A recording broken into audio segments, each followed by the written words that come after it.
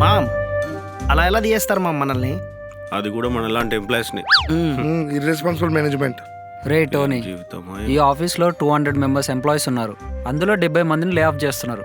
అంటే ఆ లిస్ట్లో పక్కా ఫస్ట్ 4 మనమై ఉంటాం. కుక్కలా పని చేశాను మామ్ నేను. అందుకే కుక్కని ధర్మినట్టు ధర్మేస్తున్నారు. ఏదేమైనా మనం పీకేయడం నాకు నచ్చట్లేదు. మనల్ని ఉంచుకోవడం వాళ్ళకి నచ్చట్లేదు. జాబ్లో జాయిన్ అయినప్పుడు జాయిన్ చేసిన 100 క్వశ్చన్లు అడుగుతారు. మనల్ని పీకేసేటప్పుడు ఎందుకు పీకేస్తున్నా మనం అడగకూడదా? వెళ్ళి అడుగుదాం. కరెక్టేరా. ఎలా అయితే పని లేని మనం ఇంటర్వ్యూ క్రాక్ చేసి జాబ్ సంపాదించుకున్నామో అలాగే మనం మన మేనేజ్మెంట్ని క్వశ్చన్ చేసి పోయినా మన జాబ్ మనం సంపాదించుకోవాలి. Yes, it is our self respect. నాకు డౌటే. సార్ ఇంటికి నాకు హైక్ ఎంత ఇస్తున్నారు? 4%. 4%? అర్థం కాలేదు సార్. నీకు అర్థమైందని నాకు అర్థమైంది, కాకపోతే జీర్ణించుకోవడానికి కొంచెం టైం పడుతుంది. 25,000కి 4% అంటే ముష్టి 1000 రూపాయలు. ముష్టి 1000 రూపాయలు హైక్ ఏంటి సార్? ఏమొద్దా?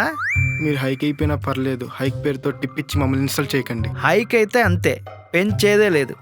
కావాలంటే చేసుకో, లేకపోతే మానే. ఆ, సరే సార్ తీసుకుంటాను. ఛా! ఆ, అదేంటి? ఇట్రా. ఆఫ్టర్ ఆల్ చిల్లర 1000 రూపాయలు పెంచిన దానికి సిగ్గు లేకుండా మళ్ళీ అదే కంపెనీలో పనిచేస్తావా? నీ ప్లేస్లో నేనుంటేనా ఈ పాటికి జాబ్ మానేసి ఉంటా తెలుసా? అంటే నా చేత రిజైన్ చేయించడానికి నాకు ఈ ముష్టి వేశారు సార్. సూపర్ సార్, నా కష్టానికి మంచి రెస్పెక్ట్ ఇస్తున్నారు. అర్థమైంది సార్. Good by.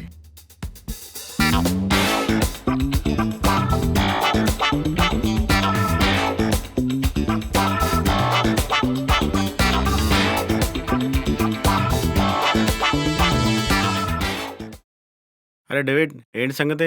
ఏముందిరా, నాకు ఈ కంపెనీకి టైస్ బ్రేకప్ అయ్యారా. చీప్గా జస్ట్ 1000 రూపాయలు పెంచారా. Congrats. నన్ను తీసేస్తున్నాను డైరెక్ట్గా చెప్పలేక ఇలా చీప్గా 1000 రూపాయలు పెంచి నా చేత రెసిగ్నేషన్ పెట్టిస్తున్నారా. నువ్వు పెద్ద ఎంప్లాయ్ కదా, అందుకే చిల్లర సాగనంపుతున్నారు. నేను చిల్లర ఎంప్లాయ్స్ కదా, అందుకే మడిపెట్టి డైరెక్ట్గా నెట్టేస్తున్నారు. అంటే మీ అందరినీ కూడా తీసేసారా? ఎస్. అలా ఎలా రా? అది కనుక్కోవడానికి వెళ్తున్నాం. It's question of self respect. Yes. అరే ఫస్ట్ నేను వెళ్తాను రా. లేదు, నేను వెళ్తాను. వెళ్ళు. Hello sir. ఏమ్మా, నువ్వు ఇంకా వెళ్ళిపోలేదా? వెళ్ళడం ఏంటి సార్, వచ్చిందా ఇప్పుడైతే? నేను అడిగింది కంపెనీ నుంచి వెళ్ళిపోలేదా అని. సార్. సరేదా కూర్చో. చెప్పమ్మా, ఏంటి నీ బాధ? సార్ మెయిల్ చూశాను. అది నాకు పెట్టాల్సిన మెయిలేనా, లేక పక్క సెక్షన్లో ప్రకాష్ పెట్టబోయి పొరపాటున నాకు పెట్టారా? మెయిల్ పంపడంలో పొరపాటేం లేదు. ఎప్పుడో పంపాల్సింది ఇప్పుడు పంపా. సార్ అసలు నేనేం చేశాను సార్? నువ్వేం చేయలేదు, అందుకే తీసేసా. సార్ డేటా షీట్స్ అని టైం నింపుతున్నాను కదా సార్. అది నీ పనే కాదు కదా. కాదనుకోండి, కానీ శ్రావ్యక్ దగ్గరుండి నేనే హెల్ప్ చేసి కంప్లీట్ చేయించాను. ఓహో, ఆ ట్రావెల్స్ పీపీటీస్ కూడా అయిపోయాయి కదా సార్. అది కూడా నీ పని కాదు కదా. కాదనుకోండి, కానీ శ్రావణికి దగ్గరుండి నేనే హెల్ప్ చేసి కంప్లీట్ చేయించాను.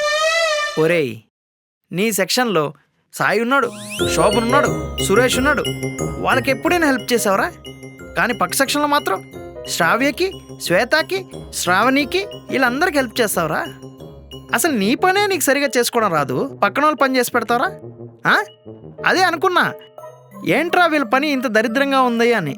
ఓహో, తమర హస్తం ఉందా?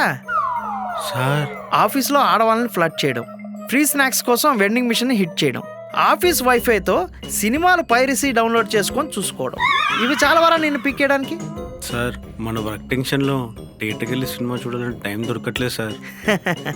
అందుకే నిన్ను పీకేసా. ఇప్పుడు ఆర్టీసీ క్రాస్ రోడ్స్కి వెళ్ళి సినిమా చూడు. సార్ నన్ను జాబ్ నుంచి పీకేయకండి సార్, చాలా కష్టం సార్. నిన్ను జాబ్లో ఉంచుకుంటే మాకు కష్టమయ్యా. బాధపడకలే, నీతో పాటు శ్రావ్యని, శ్వేతని, శ్రేయాని కూడా తీసేసా. హ్యాపీగా బయటికి వెళ్ళి ముచ్చట్లు పెట్టుకో. సార్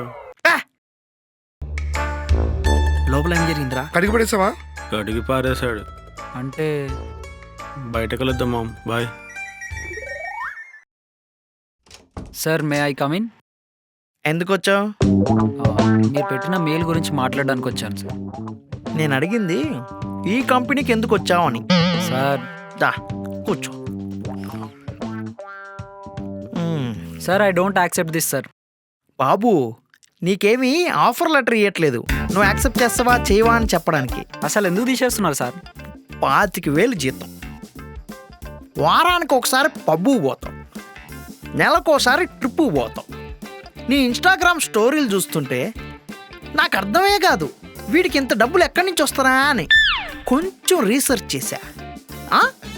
కొంచెం రీసెర్చ్ చేస్తే నాకు తెలిసింది ఏంటంటే ఆఫీస్ రిసోర్సెస్ని వాడుకుంటూ నీ సోర్స్ ఆఫ్ ఇన్కమ్ పెంచుకుంటున్నావు అని. ఆ మాత్రం దానికే తీసేయాలా సార్? మీరే అంటారు కదా మన కంపెనీ ఫ్యామిలీ లాంటిదని. ఫ్యామిలీ లాంటిదేరా, కానీ నువ్వు ఇక్కడ కాపురం చేయకుండా అక్కడెక్కడో అక్రమ సంబంధం పెట్టుకున్నావు. సార్ ఇక మీద ఎప్పుడు ఇలా చేయను sir, please sir. Good, next కంపెనీలోనూ బాగుపడతావు. సార్ నా ఉద్దేశం ఇక ఇది రిపీట్ చేయను సార్. సరే, నిన్ను జాబ్లో నుంచి పీకకుండా ఉండాలంటే ఒక కండిషన్. Okay sir. నీకు ఇచ్చిన ఆఫీస్ ల్యాప్టాప్ని మేము మళ్ళీ తీసేసుకుంటాం. నువ్వు వర్క్ చేయాలి అంటే ఆఫీస్కి వచ్చి డెస్క్టాప్ మీద వర్క్ చేయాలి. సార్ ఏంటి షాక్ అయ్యావా? ఇందాకే కదరా రిపీట్ చేయను అన్నావు. నువ్వు ఇంకెళ్ళొచ్చు పర్మనెంట్గా. సార్ వెళ్ళు. ఏయ్, సార్ వెళ్ళే ముందు ఆ ల్యాప్టాప్ సబ్మిట్ చేసి వెళ్ళు. సార్ నాదొక చిన్న రిక్వెస్ట్. ఏంటి? బయట క్లయింట్స్కి ఫ్రీలాన్స్ వర్క్ చేస్తున్నాను సార్, అందుకో 2 days టైం పడుతుంది. ఈ 2 days ల్యాప్టాప్ ఇస్తే నేను సెట్ చేసుకుంటాను సార్. ఏయ్, వెళ్ళరా, ఆ ల్యాప్టాప్ సబ్మిట్ చేసి వెళ్ళు. రే ఏంటో లోపల సౌండ్, ఎంత కోపం ఉంటే మాత్రం బాస్ మీద అరుస్తావా? నీ అబ్బా, బాస్ మీద నేను అరిచింది కాదు, బాసే నా మీద అరిచిండు. అంటే లోపల బాసు తగ్గేదే లేదా? కాదు, అస్సలే తగ్గేది లేదంట. వెళ్ళిపోతున్నాడేంటి?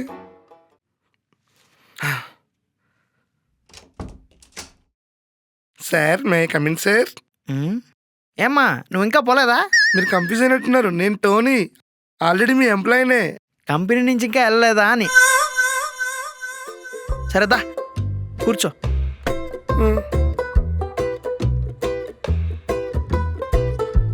అదేంటి సార్, కూరలో కరింపాకు తీసి పడేసినట్టు అలా తీసి పడేసారు నన్ను. అంటే మీ అమ్మమ్మ గారికి కొంచెం హెల్పింగ్గా ఉంటామని తీసేసా. మా అమ్మమ్మ ఎక్కడో ఊర్లో ఉంటుంది, అయినా ఆవకు నేను హెల్ప్గా ఉంటా. ఓ మొన్నే కదరా మీ అమ్మమ్మ గారు చనిపోయారని వారం లీవ్ తీసుకున్నావు, దొరికిపోయావుగా. అంటే మర్చిపోయా సార్. ఏంటి, మీ అమ్మమ్మ గారు చనిపోయింది మర్చిపోయావా? సరే కానీ మొన్న ఫేస్బుక్ డీపీలో ఉన్నది మీ చెల్లి వాళ్ళ హస్బెండా? చెల్లి హస్బెండ్? నాకు అసలు చెల్లే లేదు, హస్బెండ్ ఎక్కడి నుంచి వస్తారు సార్? మళ్ళీ మర్చిపోయా. చెల్లి పెళ్ళి అని చెప్పేసి వారం నొక్కావు కదరా. అంటే చెల్లి పెళ్లి సంగతి మర్చిపోయా సార్. చెల్లి పెళ్లి సంగతి మర్చిపోయావా లేదా చెల్లినే మర్చిపోయావా? సార్ అది రేయ్, సిగ్గులేదురా నీకు? ఎవరైనా స్కూల్ బంక్ కొడతారు లేదా కాలేజ్ బంక్ కొడతారు, నువ్వేంట్రా ఆఫీస్ బంక్ కొడుతున్నావు? రే, నేను అసలు ఆఫీస్లో చూసిందే తక్కువరా. సార్ ఇప్పటి నుంచి చూడండి 100% అటెండెన్స్ ఉంటుంది. ఇంట్లోనేగా సార్ లీవ్ తీసుకుంటానే కానీ వర్క్ మాత్రం 100% కంప్లీట్ చేస్తా కదా సార్. అసలే నా అలాంటి వాళ్ళు దొరకరు. అమ్మయ్యా.